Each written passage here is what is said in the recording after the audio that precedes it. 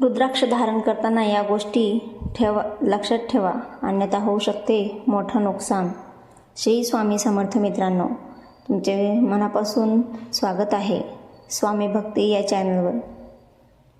तुम्ही सुद्धा रुद्राक्ष धारण करत असाल तर या गोष्टी लक्षात ठेवायलाच हव्यात, नाहीतर फायद्याच्या ऐवजी मोठे नुकसान होऊ शकते.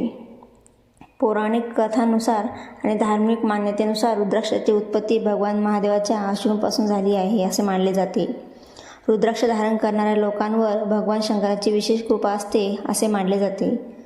रुद्राक्ष धारण करण्याचे अनेक फायदे आहेत, परंतु रुद्राक्ष धारण करण्यापूर्वी त्याच्याशी संबंधित नियम जाणून घेणे खूप आवश्यक आहे, अन्यथा त्याचा जीवनावर नकारात्मक परिणाम देखील होऊ शकतो. चला तर मग जाणून घेऊया रुद्राक्ष धारण करताना कोणत्या गोष्टी लक्षात ठेवाव्यात. रुद्राक्ष धारण करण्याचे काही नियम खालीलप्रमाणे आहेत. रुद्राक्ष धारण करताना भगवान महादेवाला प्रसन्न करण्यासाठी ओम नमः शिवाय या मंत्राचा जप अवश्य करा. नंबर 2, रुद्राक्ष नेहमी आंघोळीनंतर धारण करावा.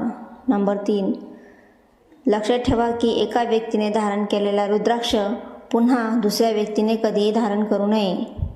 नंबर 4, रुद्राक्षाची माळ परिधान करताना त्यातील मणी विषम संख्येचे असावेत, त्याची विशेष काळजी घ्या.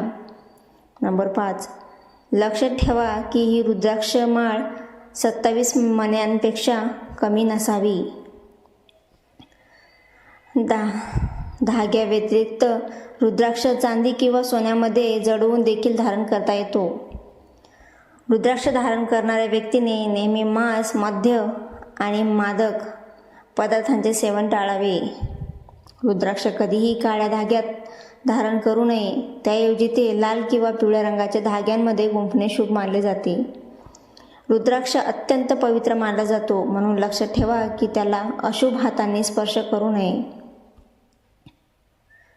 सकाळी रुद्राक्ष धारण केल्यानंतर आणि रात्री झोपण्यापूर्वी रुद्राक्ष उतरवताना रुद्राक्ष मंत्र आणि रुद्राक्ष उद्यान मंत्राचा 9 वेळा जप करावा. जर तुम्ही रुद्राक्षाची माळ बनवणार असाल तर नेहमी लक्षात ठेवा की त्यात रुद्राक्ष विषम संख्येतच असावे.